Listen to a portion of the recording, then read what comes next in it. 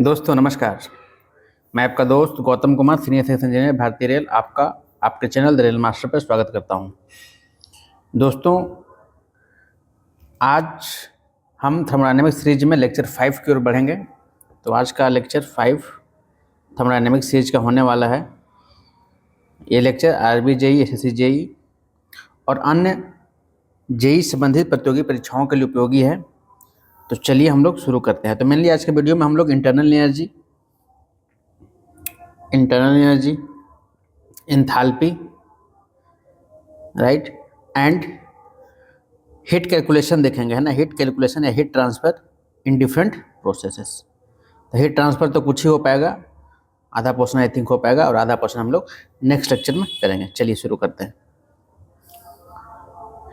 तो what is internal energy? तो देखिए, सबसे पहले आपको इंटरनल एनर्जी और हीट में अंतर, डिफरेंस समझना बहुत जरूरी है। देखो कैसे समझेंगे। हीट आप जानते हो कि heat is a transfer phenomena, boundary phenomena, है ना। और हीट ट्रांसफर होता है ड्यू टू टेम्परेचर डिफरेंस।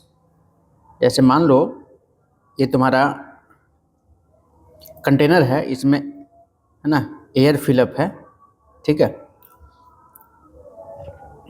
तो इस एयर को अगर तुम हीट कर रहे हो, ठीक है, तो मान लो इसका टेम्परेचर 100 डिग्री सेल्सियस है और सराउंडिंग का टेम्परेचर मान लेते हैं 40 डिग्री सेल्सियस है, 40 डिग्री सेल्सियस है। तो 100 to 40 हीट का ट्रांसफर होगा, क्योंकि यहाँ टेम्परेचर ग्रेडियंट है, टेम्परेचर का डिफरेंस है।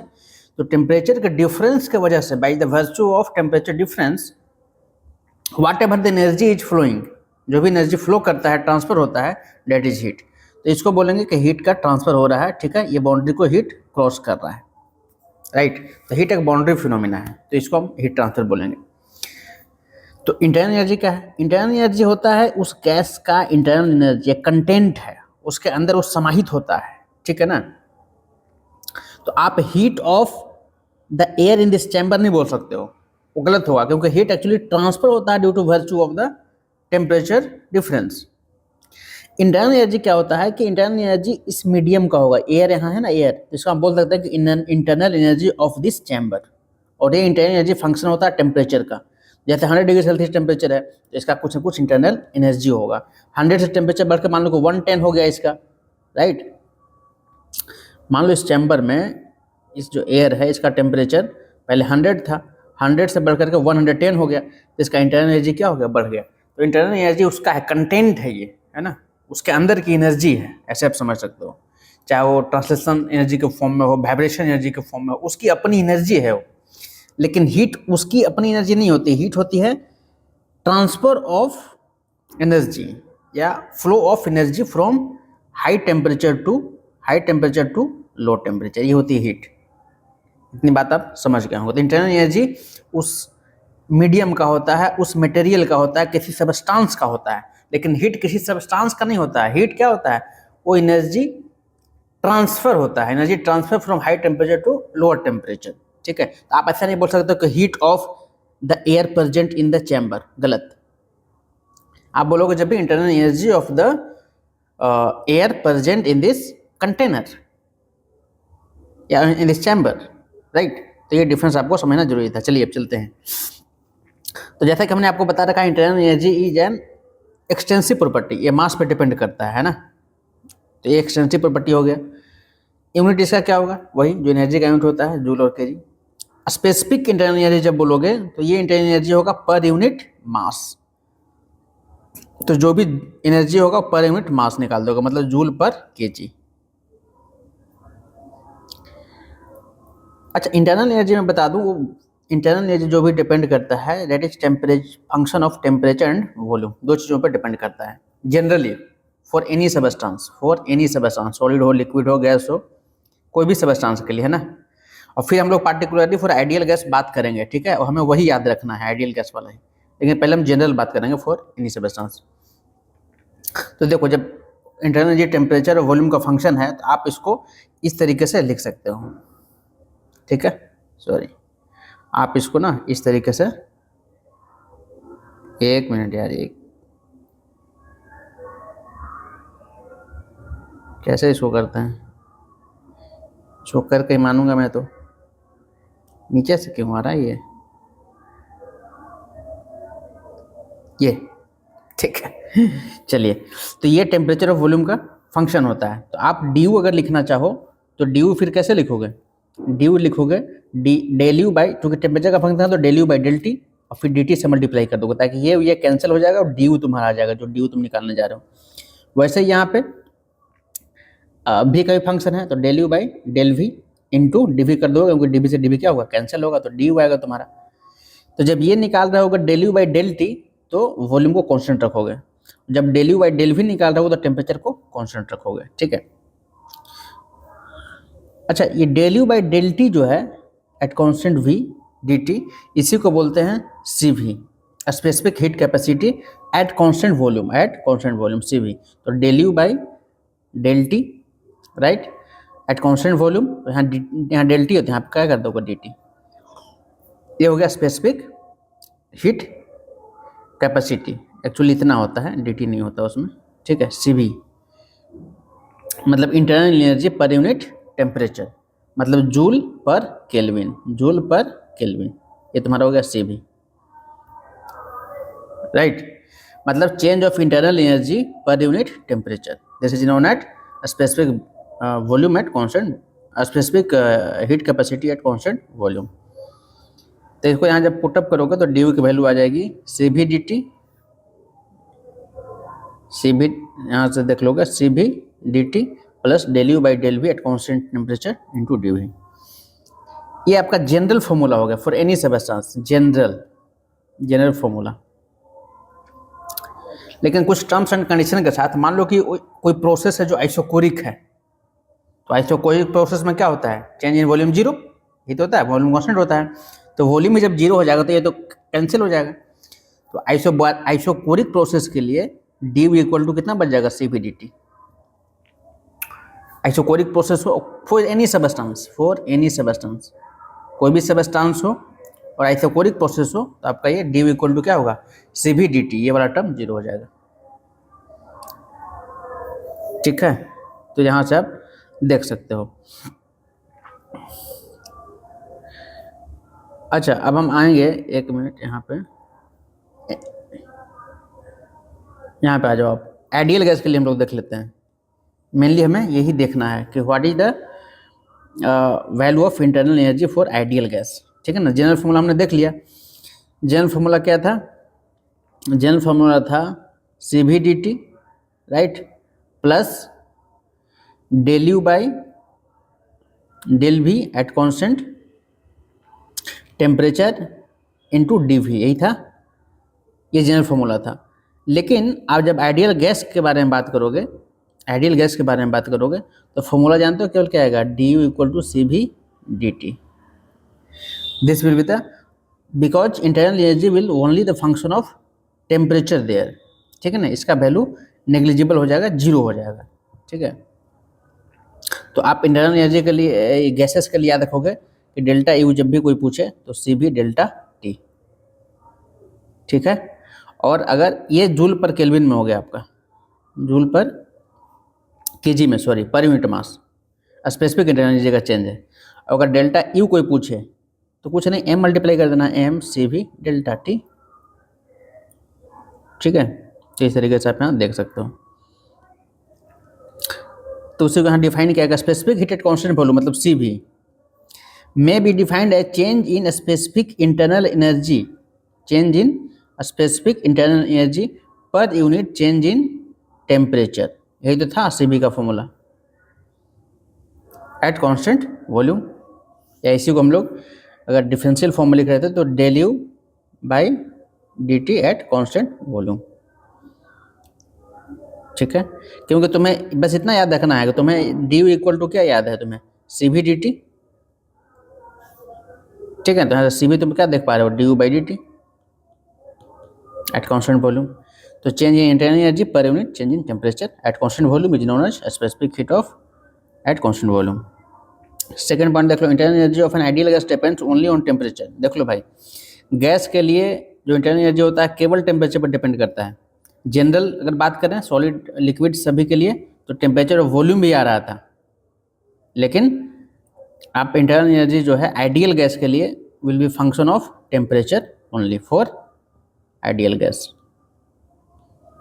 ठीक है, चलिए, तो delta U C V delta T ये हम लोग समझ ही गए यहाँ पे। ठीक है, परफेक्ट गैस मीन्स कुछ नहीं, परफेक्ट गैस जिसका सी पी या सी बी क्या हो, कांस्टेंट हो।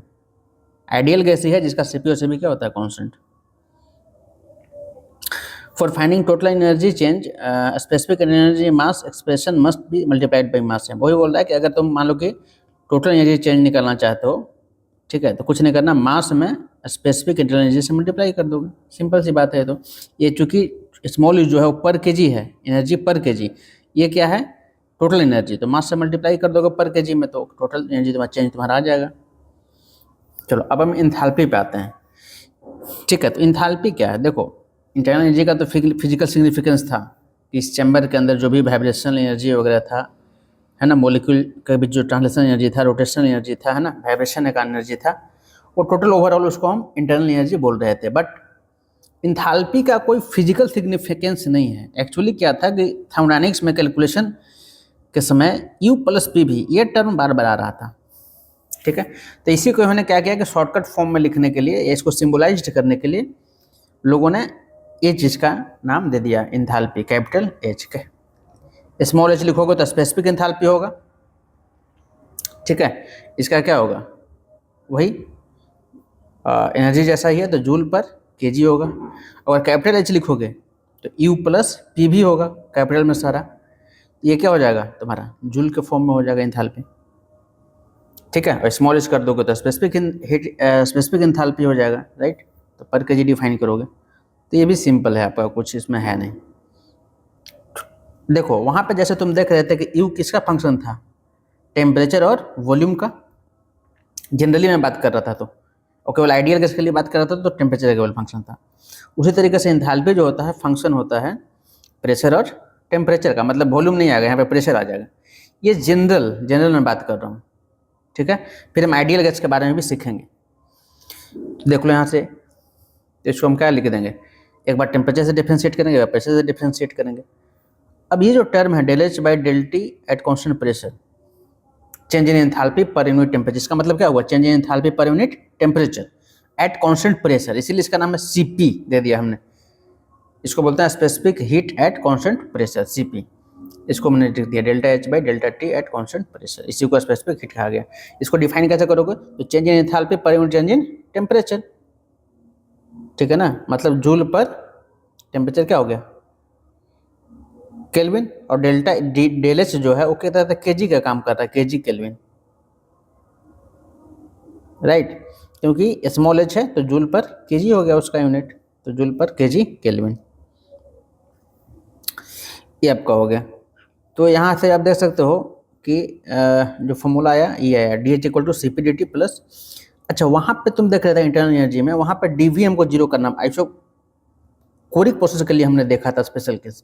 यहाँ पे स्पेशल केस देखेंगे आइसोबारिक प्रोसेस के लिए, क्योंकि यहाँ अगर डीपी जीरो हो जाते फाइनल जीरो हो जाएगा। आइसोबारिक प्रोसेस के लिए जीरो हो जाएगा, मेरा केवल फॉर्मूला क्या बचेगा, डीपी इक्वल टू सी भी सी पी डी टी, और फिर इसको इंटीग्रेट कर लोगे तो एच इक्वल टू मान लो सी पी कॉन्स्टेंट, तो सी पी डेल्टा टी आएगा। वो कैपिटल एच लिखना चाहोगे तो M C P delta T कर दोगे, यही तो है अंतर, राइट।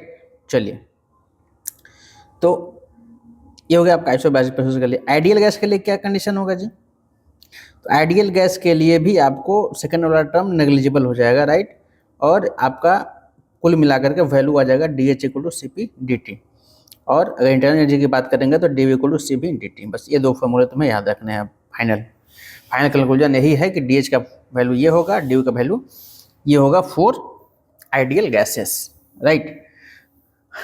तो इसमें देख रहे हो तुम कि आइडियल गैस के लिए जो डी यू और डी एच है that is the function of temperature only for ideal gas, चाहे यू हो या एच हो, राइट। तो ये आपको ऑब्जर्वेशन में देखने को मिलेगा।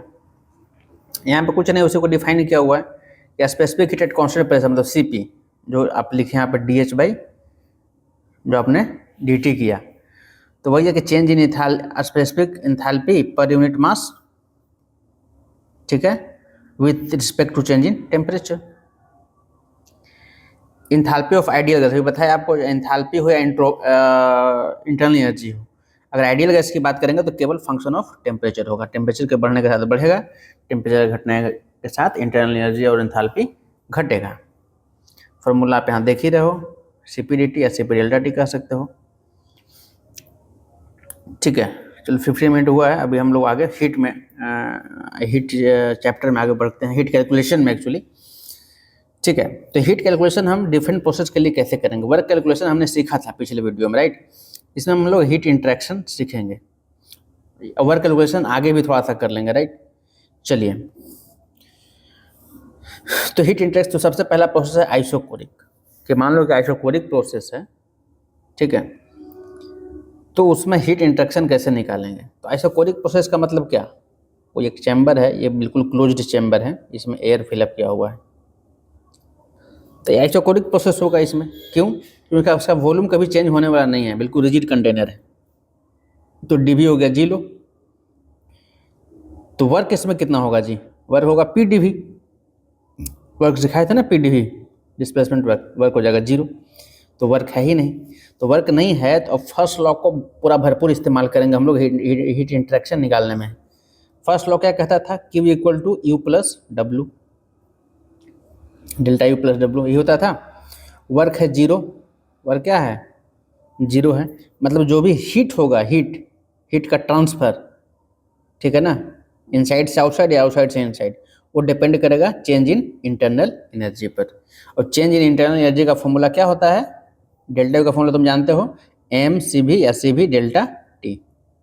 तो हीट ट्रांसफर का फॉर्मूला क्या हो गया, CV∆T, किसके लिए, आइसोकोरिक प्रोसेस के लिए, ठीक है। तो यहाँ से आपका आ गया फॉर्मूला, यहाँ पे आप देख सकते हो। मतलब आइसोकोरिक प्रोसेस में हुआ क्या कि जो हीट का ट्रांसफर आया, क्योंकि W फॉर्मूला में तो W भी आता है फर्स्ट लॉ फॉर्मूला में, Q = U + W, W ही 0 है क्योंकि dV 0 हो गया। तो हीट ट्रांसफर इंटरनल एनर्जी के चेंज के बराबर होगा, इंटरनल चेंज का फॉर्मूला mCV∆T होता है। तो यहाँ से आप CV लिख सकते हो, Q/m T2 - T1,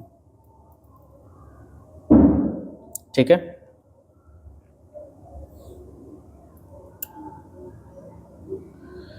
तो CV को डिफाइन अब इस तरीके से यहाँ कर सकते हो कि for perfect gas a specific heat at constant volume, मतलब CV में be defined as heat supplied at constant volume, heat supplied है ना, ये हीट सप्लाई हुआ at constant volume to increase the temperature of unit by mass by unity, ठीक है। मतलब ये टेम्परेचर को यूनिटी चेंज करने के लिए for unit mass of gases जो भी हीट सप्लाई करना पड़ेगा, डेट इज CV, राइट। तो CV एक तरह से हो गया कि कांस्टेंट वॉल्यूम पे जो भी हीट सप्लाई किया जा रहा है, किस लिए, तो for unit change in temperature of unit मास,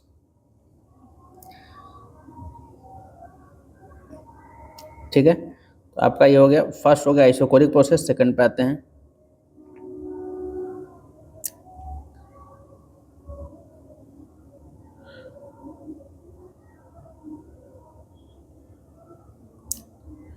अच्छा PV डायग्राम देख लेते हैं आइसोकोरिक प्रोसेस में हीट एडिशन का। तो डायग्राम, तो PV डायग्राम देख रहे हो, 1 से 2 जा रहा है, तो आइसोकोरिक प्रोसेस यहाँ पे है, ठीक है, क्योंकि वॉल्यूम क्या है, volume is constant, V1 = V2, right. तो वर्क डन तो 0 है, ठीक है। तो मान लो कि तुम हीट सप्लाई कर रहे हो, कोई एक सिस्टम तुम्हारे पास है, ठीक है, क्लोज्ड है, बिल्कुल रिजिड चैम्बर है, इसमें तुम हीट सप्लाई कर रहे हो, क्यों, ठीक है। वर्क तो 0 है, इससे वर्क तो हो नहीं रहा है, तो जो भी तुम हीट सप्लाई करोगे तो एनर्जी तो कंजर्व बनना है, तो वो तो वर्क के फॉर्म में जा नहीं पा रहा है। 3 ही फॉर्म है यहाँ पे, या तो Q के फॉर्म में एनर्जी होगा, या वर्क के फॉर्म में होगा, या इंटरनल एनर्जी के फॉर्म में होगा। तो जो तुमने हीट दिया वो गया कहाँ होगा, वर्क तो हुआ नहीं उससे। वर्क तब होता जब ये पिस्टन थोड़ा सा ऊपर मूव करता, लेकिन हम मान रहे हैं कि पिस्टन मूव कर नहीं रहा है। तो मान लो कि तुम 20 जूल इसको एनर्जी दिए थे या 100 जूल एनर्जी दिए थे, तो ये 100 जूल जाएगा कहाँ, कंजर्व तो रहना है इसको, तो इसके कहाँ चल जाएगा, Q = U + W, W तो 0 हो गया, तो इंटरनल एनर्जी में चला जाएगा। मतलब इसका जो एयर है उसका एनर्जी 100 जूल से बढ़ जाएगा, ठीक है ना, 100 जूल वहाँ एनर्जी चली जाएगी, ठीक है। तो 100 जूल जैसे इसको एनर्जी मिलेगा, उसका टेम्परेचर क्या होगा गैस का, बढ़ जाएगा, ठीक है। तो यहाँ से भी देख सकते हो टेम्परेचर क्या हो रहा है, बढ़ रहा है।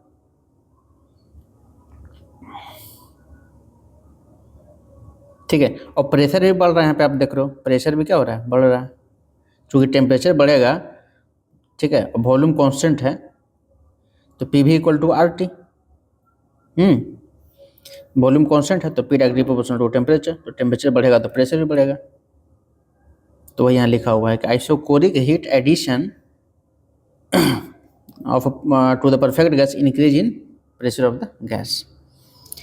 चलिए अब नेक्स्ट चलते हैं आइसोबारिक प्रोसेस। प्रेशर क्या होगा, कांस्टेंट, डीपी क्या होगा, 0। ठीक है, तो हमें क्यू निकालना है। क्या निकालना है, क्यू।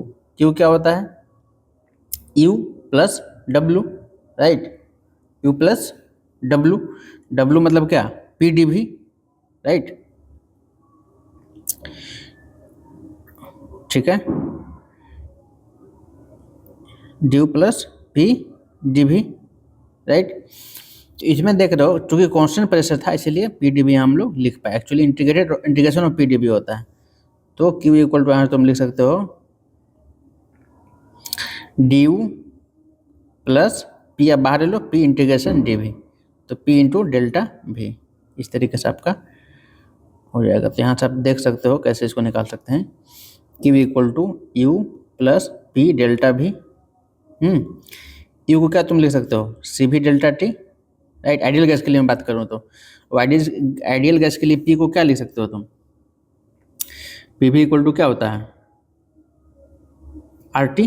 तो आर टी बाई भी, वहाँ से भी कर सकते हो आप, ठीक है। या फिर यहाँ तो आप भी को भी आप चेंज कर सकते हो, पी डी भी, पी डेल्टा भी। तो डेल्टा भी को भी आप पहले इस फॉर्म में लिख लो इसको। देखो यहाँ पे आप देख लो, फाइनल इसी फॉर्म में आ जाएगा तुम्हारा। डी क्यू को तुम लिख सकते हो डी यू प्लस पी भी, यू प्लस पी भी क्या होता है, एच। तो डी क्यू बराबर क्या हो जाएगा, D H, change in enthalpy. और एंथैल्पी का फॉर्मूला तुम्हें क्या पता है, सी पी डी टी। तो यहाँ तो डायरेक्ट भी कर सकते हो, उतना करने की जरूरत नहीं था जो मैं अप्रोच अपना रहा था।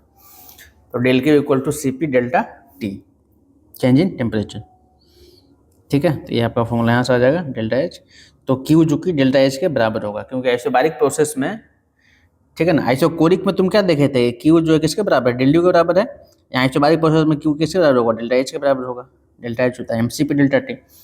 तो क्यू इतना हो गया, तो सी पी यहाँ से देख सकते हो, क्या लिख सकते हो, Q by C P delta T, ये हो गया। तो इसका फॉर्मूला भी तुम फॉर्मूला भी आप कह सकते हैं इसको, मतलब इसको डिफाइन कर सकते हैं कि for perfect gas specific heat at constant pressure, मतलब सीपी की बात कर रहा है, may be defined as the heat supplied at constant pressure to change unit temperature, right, of unit mass of the gases.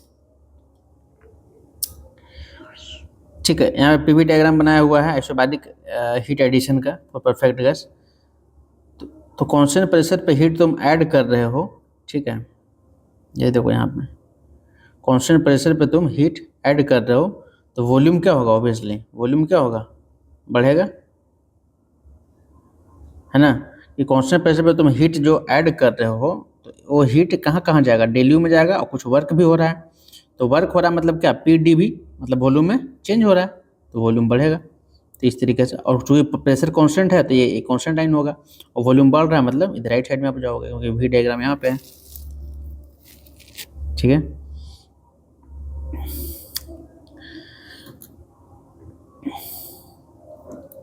यहाँ पे लिखा भी हुआ isobaric heat addition for perfect gas leads to isobaric expansion and increase in internal energy. ठीक है, simple सी बात है, Q equal to delta U plus W. जो भी हीट तुम दे रहे हो तो कुछ इंटरनल एनर्जी में चेंज करवाना जाएगा, कुछ वर्क होगा, एक्सपेंशन होगा, तो आइसोबारिक एक्सपेंशन हो गया। और जब तुम्हारा वॉल्यूम में इंक्रीज हो रहा है, प्रेशर भी इंक्रीज हो रहा है, तो टेम्परेचर भी क्या होगा, इंक्रीज होगा, वो भी लिखा होगा यहाँ पे।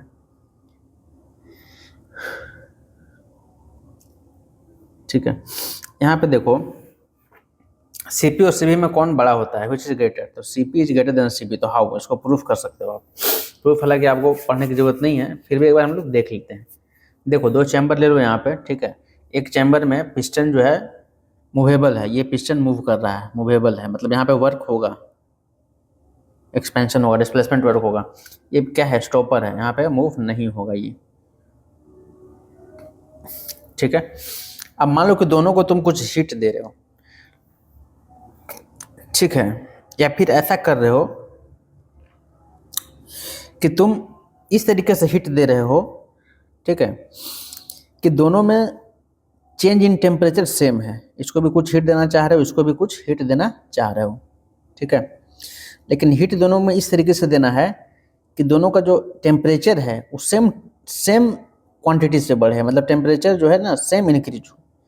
तो टेम्परेचर सेम इंक्रीज होने का मतलब क्या है, इंटरनल एनर्जी सेम इंक्रीज होगा, क्योंकि internal energy function of temperature होता है आइडियल गैस के लिए। तो टेम्परेचर सेम इंक्रीज होगा, मतलब डेल्टा यू क्या होगा, सेम होगा।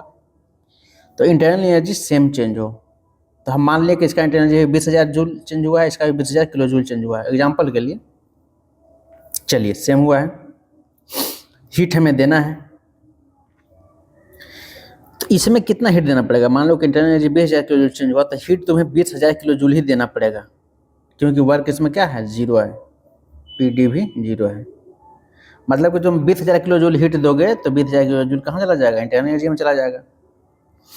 इसमें देखो, इसमें क्या होगा, ठीक है, इसमें क्या मूवेबल है, आइसो ये जो है मूवेबल है आपका, ठीक है, वर्क इसमें हो रहा है। तो इसमें मान लो कि वर्क तो कुछ तो हो जाएगा ना, मान लो कि 5 किलो जूल वर्क हो गया और 20,000 तुम्हारा इंटरनल एनर्जी चेंज हुआ था, तो हीट कितना देना पड़ेगा भाई, हीट तुम्हें 25 देना पड़ेगा, तभी ना 25 जो है कुछ 20 में जाएगा और कुछ वर्क में चल जाएगा। Law of conservation of energy बोलो, इस तरीके से तुम्हारा होगा। तो कहने का तात्पर्य क्या हुआ, कहने का तात्पर्य यह हुआ कि इसमें सेम टेम्परेचर चेंज करने के लिए, इसमें सेम टेम्परेचर चेंज करने के लिए किसमें हमें हीट ज़्यादा देना पड़ा, तो हीट इसमें ज़्यादा देना पड़ा, किसमें, इसमें क्या था, वॉल्यूम कांस्टेंट था, वी कांस्टेंट है ना, और ये हम आइसोबारिक मान के चलते, इसमें वॉल्यूम कांस्टेंट नहीं था, ये था आइसोबारिक प्रेशर कांस्टेंट। तो आइसोबारिक जो प्रोसेस था, तो आइसोबारिक प्रोसेस में जो हीट एडिशन होता है, heat addition for per unit mass per unit temperature, that is CP constant pressure, और कांस्टेंट वॉल्यूम पे होता है जो heat addition for unit change in temperature per unit mass, that is CV. तो CV देख रहे हो, सीपी यहाँ क्यू पे डिपेंड कर रहा है, क्यू सब ज़्यादा किस में, इसमें किस में, क्यू ज़्यादा इसमें है, मतलब CP is more than CV, CP is more than CV, hence proved, ठीक है। ये आप देख लेना, मैंने वही यहाँ पे सेम चीज़ लिखा हुआ है। तो परफेक्ट गैस के लिए सीपी और सीवी, और दोनों सीपी, अगर स्मॉल सीपी और स्मॉल सीवी की बात करें, स्पेसिफिक हीट कैपेसिटी, दोनों का जो डिफरेंस होता है वो आर के बराबर होता है। मैंने बताया था, अगर कैपिटल सीपी लोगे मोलर हीट कैपेसिटी, तो वो होगा कैपिटल आर। ये था यूनिवर्सल गैस कांस्टेंट, जिसका वैल्यू 8.314 लिखते हो, राइट। और ये होता है कैरेक्टरिस्टिक गैस कांस्टेंट, अगर पर यूनिट मास मतलब स्पेसिफिक हीट कैपेसिटी की बात करते हो, तो ये कैरेक्टरिस्टिक गैस कांस्टेंट लेना पड़ेगा, जिसका वैल्यू होता है आर बाई मोलिकुलर वेट, ठीक है। अच्छा, तो एक चीज़ होता है कि सीपी माइनस सीवी, स्मॉल की बात करें तो आर, और एक होता है सीपी बाई सीवी, दोनों का रेशियो होता है गामा। गामा क्या है, gamma is the ratio of CP by CV. यहाँ सब देख रहे हो, सीपी बाई सीवी, जो सीपी क्या होगा, हमेशा सीवी से बड़ा ही होगा, तो गामा ग्रेटर देन 1 होगा फॉर आइडियल गैसेस, ठीक है। तो इन दोनों का इक्वेशन का आप यूज करके ना यहाँ से आप निकाल सकते हो, ये और ये दो इक्वेशन हो गए, यहाँ से सीवी भी निकाल सकते हो, सीपी भी निकाल सकते हो। तो सीवी हो जाता है आर बाई गामा माइनस 1 और CP equal to R gamma by gamma minus 1, right. ये स्मॉल सीपी है ना, इसको बोलोगे specific heat capacity at constant pressure. और अगर कैपिटल सीपी की बात करते हैं जैसे इस तरीके से, तो उसको बोलते हैं molar heat capacity at constant pressure और एट कांस्टेंट वॉल्यूम, ठीक है। उसके अनुसार से आप कैपिटल आर लिखते हैं, लेकिन अभी हम स्मॉल आर इसलिए लिख रहे हैं क्योंकि ये स्मॉल सीवी लिख रहे हैं, स्पेसिफिक हीट कैपेसिटी। तो ये आपका हो गया,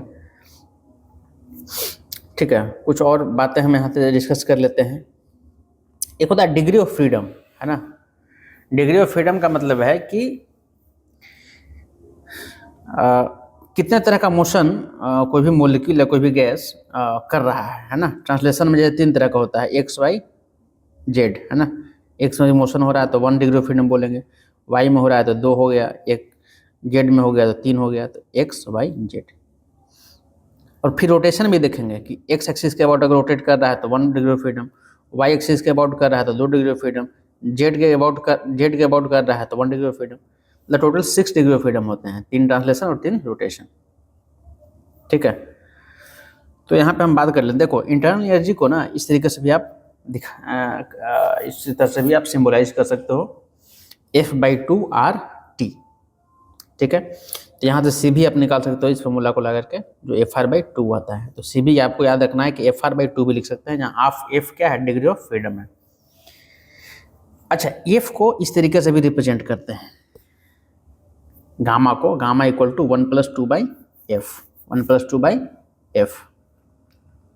ठीक है, तो डिग्री ऑफ फ्रीडम तुम यहाँ से देख सकते हो अलग अलग गैसेस के लिए।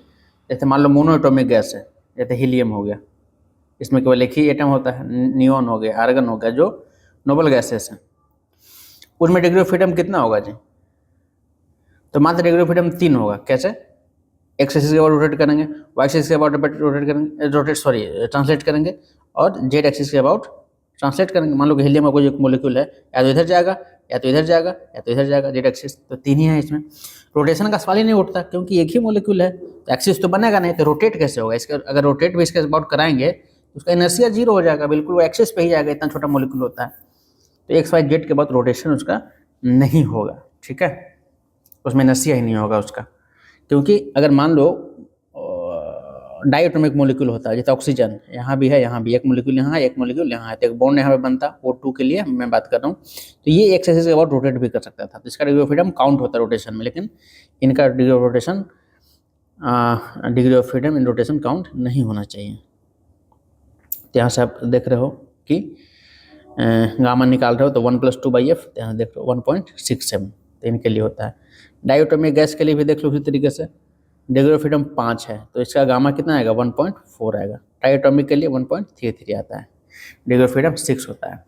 तुम बोलोगे डायटोमिक के लिए 5 क्यों से? तो देखो 3 तो ट्रांसलेशन हो गया। मान लो ये O2 मोलिक्यूल है, बॉन्ड है इसका, तो इधर भी ट्रांसलेट करेगा, ऐसे ऐसे भी ट्रांसलेट करेगा, ऐसे भी करेगा। रोटेट बिल्कुल कर सकता है, इस एक्सिस के अबाउट रोटेट करेगा, बिल्कुल करेगा। ये जेड है तो जेड के अबाउट रोटेट करेगा, लेकिन जो एक्स एक्सिस है ना, उसके अबाउट अगर रोटेट भी करता है तो बिल्कुल वो एक्सिस पे ही आ जाएगा। ये मोलिक्यूल इसका एक्सिस पे आएगा तो इनर्शिया क्या हो जाएगा? 0, तो वो काउंट नहीं होगा। ठीक है, तो ये एक्सिस के अबाउट जो रोटेशन इसका होगा, ये रोटेशन वो काउंट नहीं होगा।